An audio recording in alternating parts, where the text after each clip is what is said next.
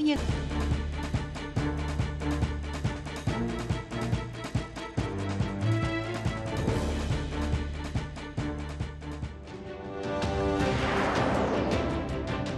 اصفهان، تجمع‌های اعتراضی بازنشستگان و کشاورزان.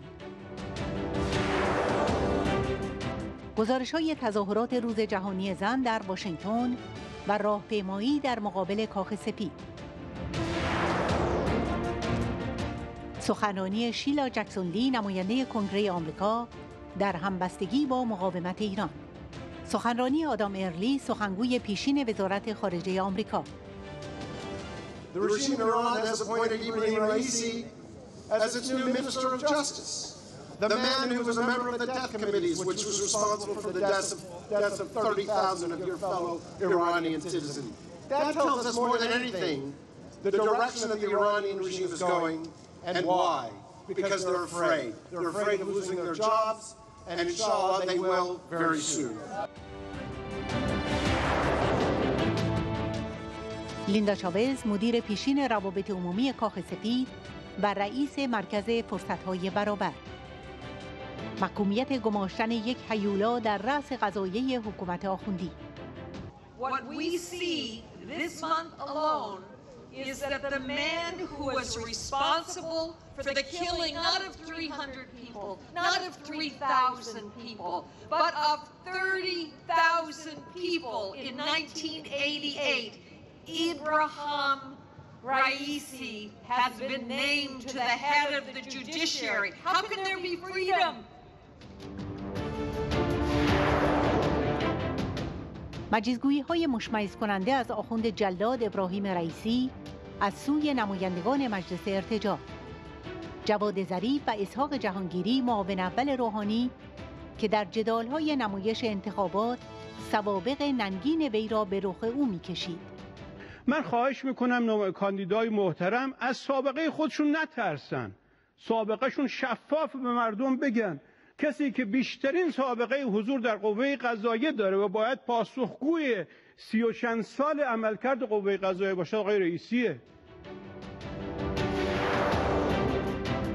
هشدارهای هراسان سرکردگان نظام در مورد بحران حاکمیت بر سر FATF و وضعیت انفجاری جامعه.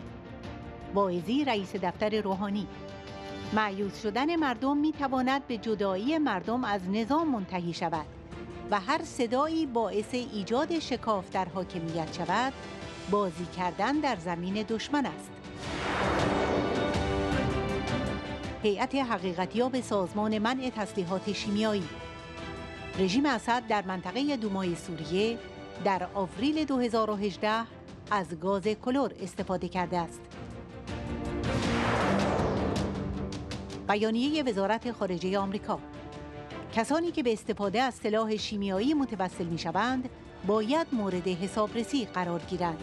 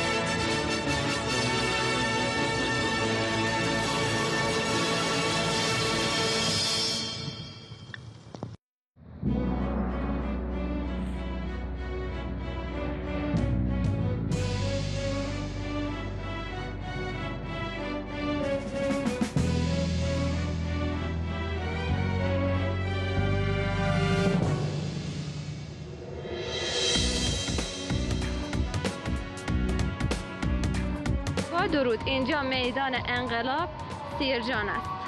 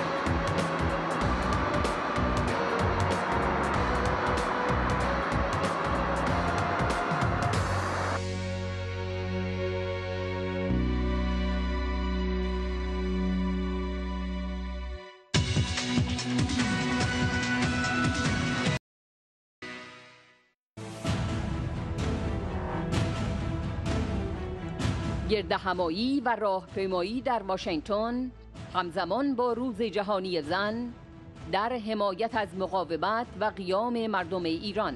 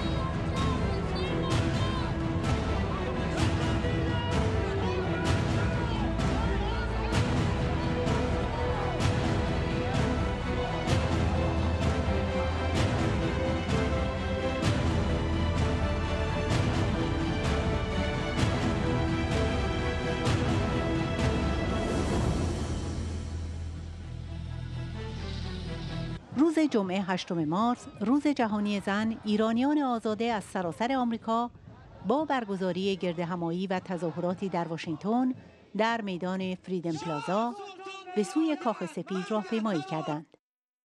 در جریان این تظاهرات شماری از اعضای کنگره و شخصیت‌های سیاسی با سخنرانی و با ارسال پیام همبستگی و حمایت خود را از مقاومت سازمان یافته و خواست مردم ایران برای سرنگونی فاشیسم مذهبی اعلام کردند. امیر عمادی از سوی سازمان جوامع ایرانیان مقیم آمریکا ضمن خوشامدگویی به حاضران گفت: Here today to declare our support for the nationwide movement in Iran that's calling for freedom and democracy.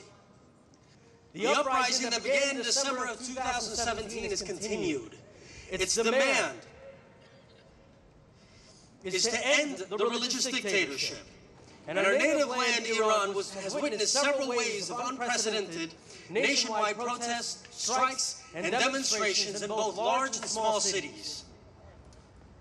وی با اشاره به هزاران دستگیری و شکنجه و قتل دستگیر شدگان قیام و توسل رژیم آخوندی به سرکوب و توحش هرچه بیشتر برای مهار اوضاع افزود: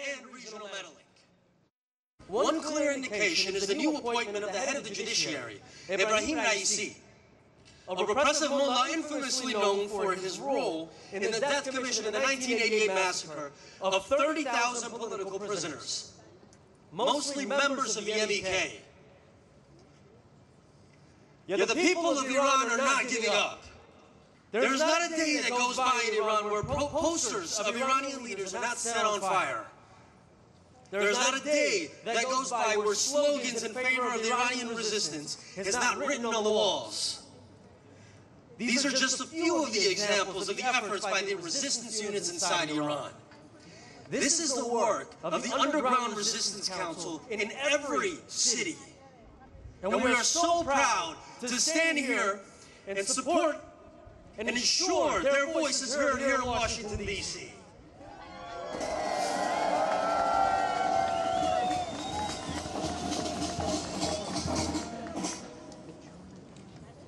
We are gathering here in the Freedom Plaza, which reminds everybody that it is all about freedom. And our gathering here and speeches will lead to a march named the Iran Freedom March, which would end across the White House. Thank you very much. It is wonderful to see you in this very aptly named Freedom Plaza.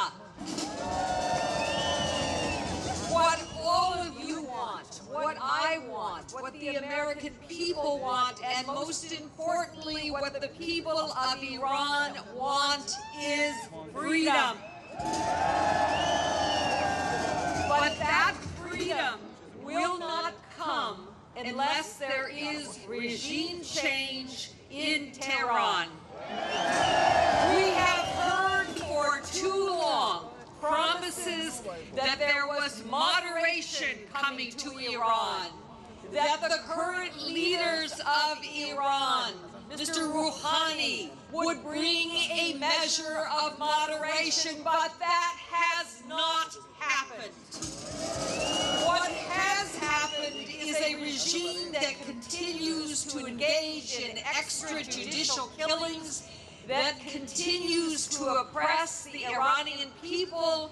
And in this month of March, when we celebrate women's freedom, it is important to remember that more than half of the people of Iran do not have equal treatment. The women of Iran are under the heel of the Rouhani regime and the clerics who run that regime. As Iranians gather in cities around the country and ask for economic change, for freedom, for equal treatment of women, for a judiciary that is free and fair and gives equal treatment to all, what we see this month alone is that the man who was responsible for the killing not of 300 people, not of 3,000 people, but of 30,000 people in 1988, Ibrahim Ra'isi, has been named to the head of the judiciary. How can there be freedom when you have a monster who killed people? He killed people of all ages. He killed people who were both men and women. Pregnant women were executed under Ra'isi. So were children, young girls, 15-year-old girls, tortured and then executed by this monster. So we must say no to this regime. We must press for freedom, for all of the things that Madam Rajavi has promised the Iranian people: free elections, a free press, the separation of religion and the state, equal treatment for both men and women, and independent judiciary. All of these things are necessary, but it will only come from the activities of people like you in every city across America, but it will also take the people of Iran. I have been very pleased to work with the PMOI for many, many years, going back to the early 1990s when I was at the United Nations. I have stood by and sponsored your resolutions and spoken out for the horrible regime in Tehran. And I've been proud to do so and to stand with all of you. And again, I am happy to welcome you here to Washington, D.C., the capital of the United States of America. Long live the Iranian people.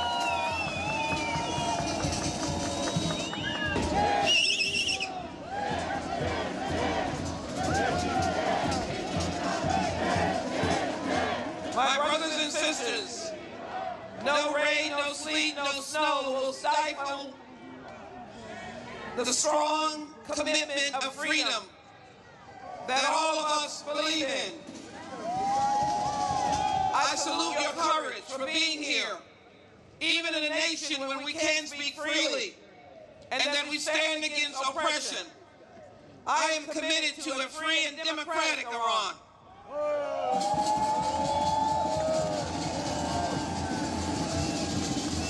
Where all people can speak, where young people can grow up and select the careers and jobs and be free to speak and to run in a democratic society. I am delighted that my sister, when we were in Paris together, indicated her strength that she would never give up, never give out, and never give in to any oppression. I am delighted that she stands strong in Paris and will continue to stand for the Iranian people.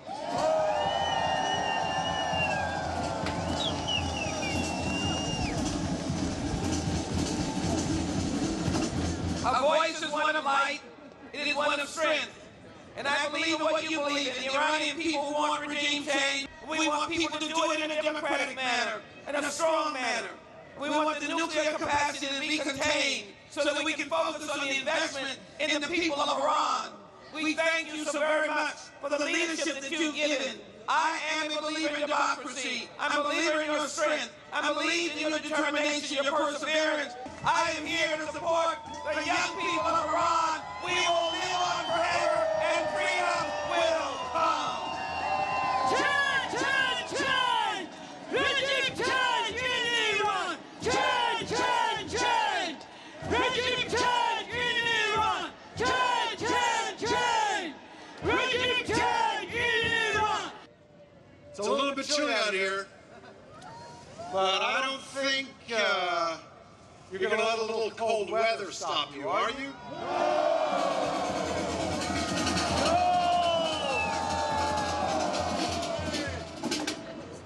By the way, they need to hear you in the White House. They need to hear you on Capitol Hill.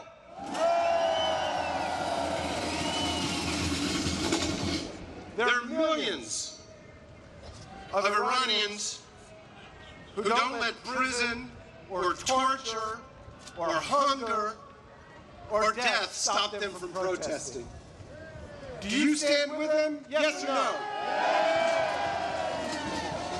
I didn't hear you. Are you afraid of the mullahs in Tehran? Yes or no?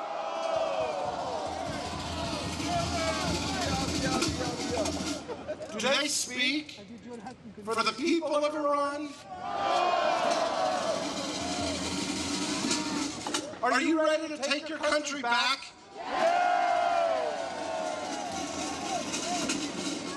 We're here today to call for a brighter future for Iran. 40 years of clerical rule have destroyed a once proud and prosperous nation. For 40 years, the Iranian people have been suffering. Today, 30 to 40% of them are unemployed. 33%, or 26 million people, are now living in absolute poverty. In fact, 6 million Iranians are starving. And while the Iranian people starve, the people who rule them just become richer and richer. Supreme Leader Ayatollah Khamenei controls hundreds of billions of dollars. His former Minister of Justice, Larijani, who is in charge of prosecuting corruption, has 63 bank accounts, personal bank accounts, with tens of millions of dollars. I ask you, is this fair? No! Is this something we should just accept and do nothing about? Of course not. That's why, since December of 2017, millions of people in all 31 provinces of Iran have taken to the streets and to say goodbye to the mullahs in Tehran.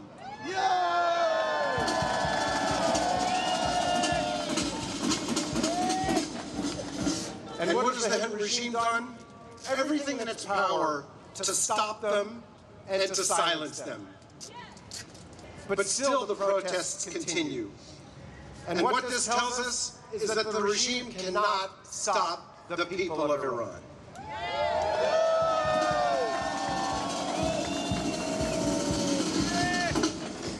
And why is that? Why? Because the people of Iran have had enough. They prefer death to the corrupt, unjust rule of the mullahs. Like you, they're willing to sacrifice everything for a brighter future. And what does that future look like? Well, the National Council of Resistance of Iran has a pretty good idea. Just take a look at the 10-point plan of NCRI President-elect Maryam Rajavi. What does it call for? It calls for separation of church and state. It calls for abolition of the death penalty. It calls for gender equality. And it calls for freedom of the press and speech. NCRI and its millions of supporters want to see an Iran that is free, that is democratic, and that is non-nuclear. That's what we're fighting for.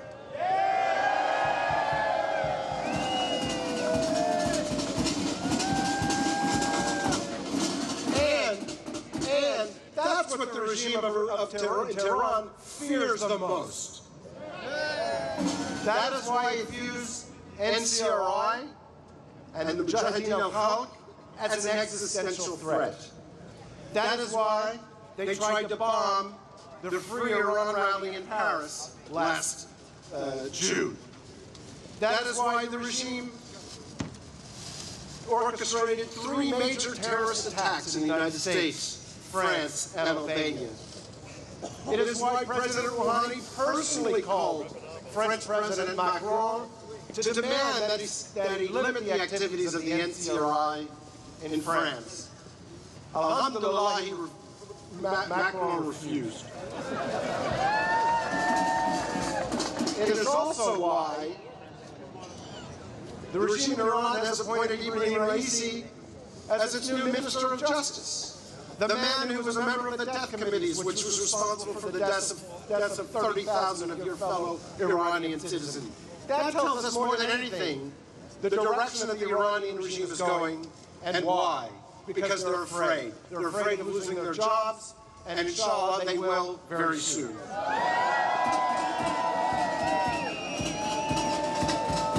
It is also why the regime of Iran has launched a demonization campaign against you, against the NCRI, against the MEK. They have produced in the past few years hundreds of books and videos demonizing the MEK.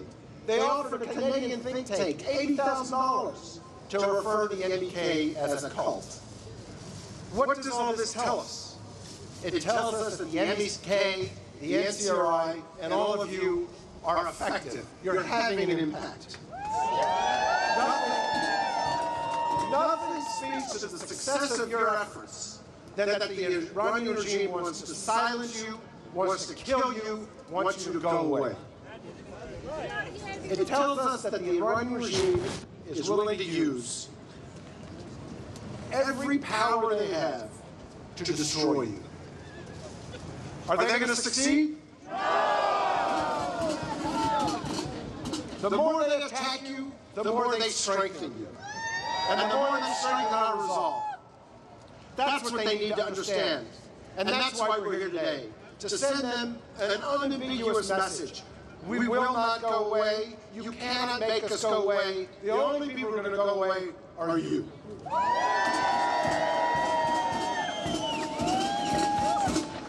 My message to you and to the government of the United States today is very simple. Empower the people of Iran.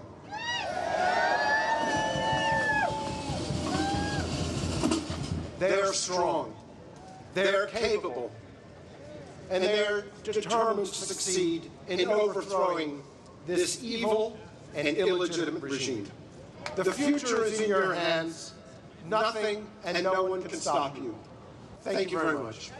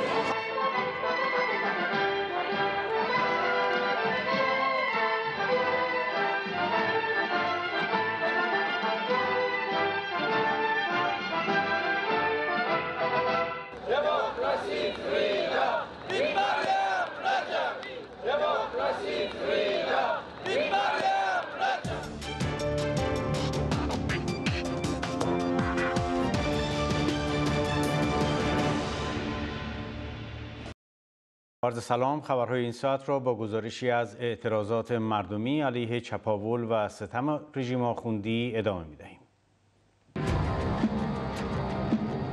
روز یکشنبه جمعی از بازنشستگان فولاد اصفهان در اعتراض به پرداخت نشدن بیمه و عیدیه سال 97 مقابل استانداری رژیم در اصفهان تجمع کردند.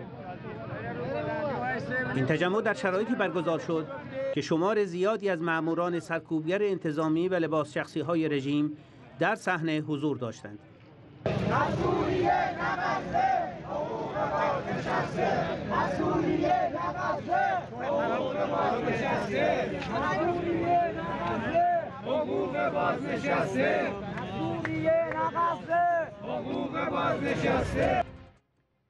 کشاورزان شرق اصفهان با تجمع در مسجد یکی از روستاهای شرق اصفهان خشم خود را نسبت به بیعملی رژیم در تأمین حقابه کشاورزان محروم ابراز کردند. یک نماینده کشاورزان طی سخنان خشم‌آلودی نسبت به اقدامات فریبکارانه استاندار و کارگزاران رژیم در این منطقه که وعده پرداخت 50,000 تا 1,000,000 تومان خسارت به کشاورزان را دادند، گفت: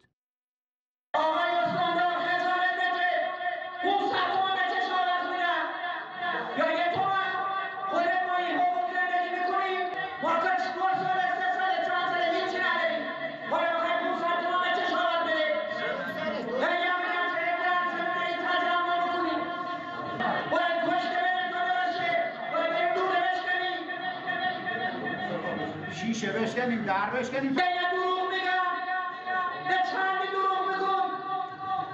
بابا اون یک ماشین داره رفت میگم 450 میلیون سری بغلی منه. بکو چرا دروغ گفتی اگه پول نبود؟ کاری به بارون نداریم، هم کاملا میخواد. آقایون، ما آرمون باید باشه این چه دولت اعلام کرده که ما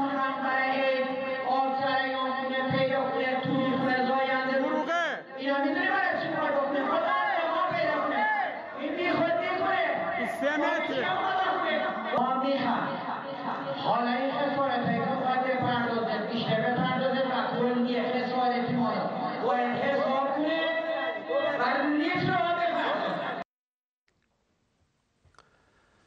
به دنبال موج انزجار داخلی و بین‌المللی از گماشتن ابراهیم رئیسی جلاد قتل عام 67 به ریاست قضائیه خامنه‌ای، سپاه پاسداران و منابع سرسپرده ولی فقیه ارتجاع تبلیغاتی مبنی بر حمایت باندهای حکومتی از رئیسی به راه انداختند. به گزارش خبرگزاری نیروی تروریستی قدس، 200 نماینده مجلس ارتجاع در نامه‌ای سراپا مجیزگویی برای خامنه‌ای و آخوند جلاد ابراهیم رئیسی نوشتند: در راستای اجرای بیانیه گام دوم خامنه‌ای از رئیس جدید قوه قضاییه انتظار داریم برای ریشه‌کنی کامل فساد تلاش قاطعانه نماید. خبرگزاری نیروی تروریستی قدس همچنین پیام‌هایی از جواد ظریف و اسحاق جهانگیری در این رابطه درج کرده است. جهانگیری معاون اول روحانی که در جریان نمایش انتخابات 96 سوابق ننگین رئیسی و شرکا را به رخ آنها می‌کشید، اکنون در پیام خود نوشته است: امیدوار است با تدبیر و تجربه رئیسی افق‌های جدیدی در این زمینه‌ها گشوده شود. من خواهش میکنم کاندیدای محترم از سابقه خودشون نترسن، سابقهشون شفاف به مردم بگن. کسی که بیشترین سابقه حضور در قوه قضاییه داره و باید پاسخگوی 30 و چند سال عملکرد قوه قضاییه باشه آقای رئیسیه. نمایش مبتذل هماهنگی در خلافت پوسیده و بحران‌زده آخوندی در حالی است که سرکردگان هر دو باند حاکمیت نسبت به شدت جنگ و جدال درونی و پیامدهای برملا شدن فساد حکومتی و بحران اقتصادی هشدار می‌دهند. گزارشی در این زمینه. شکست برجام و بحران قبول یا رد لوایح FATF همراه با بحران‌های اقتصادی اجتماعی جامعه را در وضعیت انفجاری قرار داده و هشدارهای هراس‌آلود سرکردگان و رسانه‌های حکومتی را برانگیخته است. واعظی رئیس دفتر روحانی گفت: مهمترین هدف دشمن ناکارآمد نشان دادن حکومت افزایش اختلافات داخل کشور، مأیوس شدن مردم است که در نهایت می‌تواند به جدایی مردم از نظام منتهی شود. به خطاب به باند رقیب افزود: دولت بر این عقیده است هر صدایی که باعث ایجاد شکاف در کشور، به ویژه در حاکمیت شود، بازی کردن در زمین دشمن است. فرق هم نمی‌کند چه کسی باشد. جهانگیری معاون اول روحانی هم نسبت به پیامد کشمکش‌های درونی نظام هشدار داد و گفت: آن چیزی که نگران کننده است، تخریب دولت در شرایط جنگ اقتصادی است. تخریب روحیه و تهدید مدیران دولت در این شرایط ناشایست و نادرست است. مصطفی هاشمی تبا نیز گفت: اصولگرایان کمر به نابودی روحانی بستند، نطق می‌کنند، بیانیه می‌دهند، تومار می‌نویسند و پلاکار دستشان می‌گیرند تا دولت را پایین بکشند.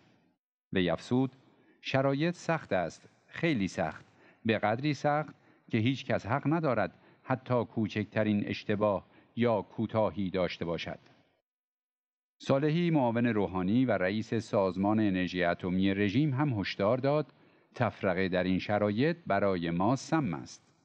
در این حال حسن رسولی کارگزار باند روحانی با بیان اینکه شرایط اقتصادی و معیشتی جامعه سخت و طاقت فرسا شده و صدای اعتراض مردم به انهای مختلف شنیده می شود، ابراز نگرانی کرد که نارضایتی عمومی زمینه است برای کاهش امید به آینده، پایین بودن ضریب اعتماد و سرمایه اجتماعی. و کمال‌الدین پیرمؤذن، عضو سابق مجلس ارتجاع، همسو با باند روحانی، برملا شدن فسادهای حکومتی در جریان جنگ گرگ‌ها را خطرناک دانست و گفت: وقتی تبعیض و فساد و تباهی هماغوش شدند، شتاب در کاهش اقتدار محصول آن است. وی افزود: بی‌توجهی به ویژه در موضوعات روز مطروحه باعث شکاف بین رابطه ملت و دولت گردیده و به صلاح ملک و ملت و دولت نیست.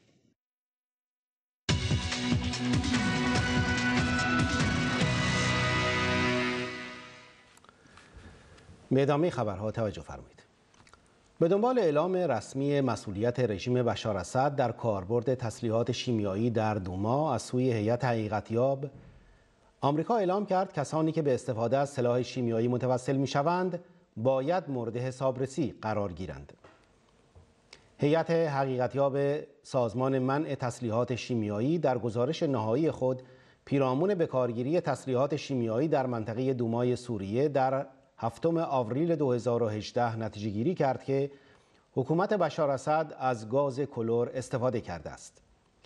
بیانیه وزارت خارجه آمریکا در این رابطه اعلام کرد آمریکا علاوه بر این تلاش‌های رژیم اسد و حامیانش را رد می‌کند که اطلاعات گمراه کننده در مورد حمله شیمیایی منتشر می‌کند و نسبت به انتشار چنین گزارش‌هایی نگران است و کسانی که به استفاده از سلاح شیمیایی متوسل می‌شوند باید مورد حسابرسی قرار گیرند.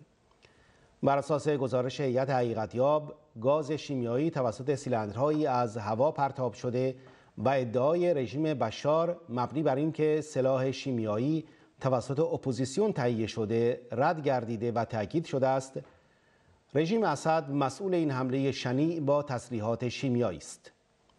گزارش سازمان منع تسلیحات شیمیایی می‌افزاید به کارگیری گاز کلور به عنوان سلاح شیمیایی توسط رژیم بشار اسد نقض تعهدات این رژیم طبق کنوانسیون تسلیحات شیمیایی است.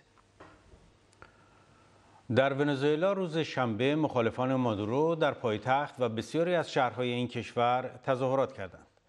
به گزارش آسوشیتد پرس، نیروهای امنیتی تلاش می‌کردند مانع پیوستن گروه‌های مختلف مردم به یکدیگر در کاراکاس شوند. اما مخالفان مادورو توانستند خود را به محل سخنرانی گوایدو، رهبر اپوزیسیون، برسانند. گوایدو رئیس پارلمان این کشور که اکنون به عنوان رئیس جمهور موقت توسط بیش از 50 کشور جهان به رسمیت شناخته شده، در سخنرانی خود گفت نیروهای مادورو قادر نخواهند بود اعتراضات مردمی را که اراده کردند کشورشان را از دست غاصبان آن رها کنند مهار کنند.